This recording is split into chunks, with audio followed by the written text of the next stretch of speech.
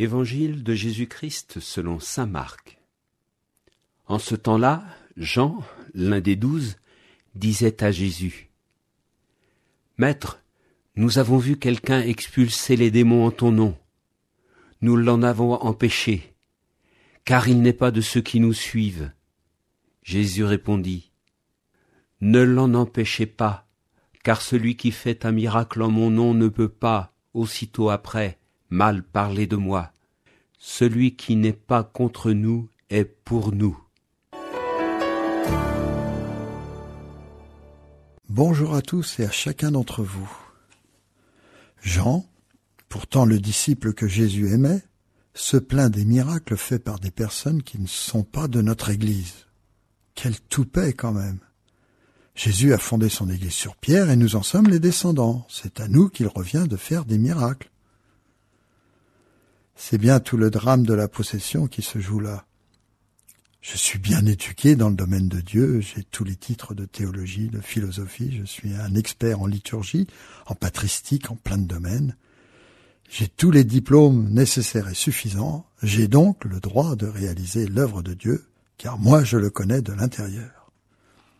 Moi je sais ce qui est bon, alors que ce malotru qui vient faire ici l'œuvre de Dieu sans mon autorisation, c'est vrai quand même, c'est pas beau. Mais Dieu regarde au-delà des connaissances, des savoirs et même des compétences. Regardez sainte Bernadette de Lourdes, pauvre parmi les pauvres, malade, illettrée, inculte, que Marie vient visiter et lui révéler « Que soy era Immaculada Conceptio ». Je suis l'Immaculée Conception. Et l'abbé Peramal découvre en cette simple phrase la véracité des apparitions.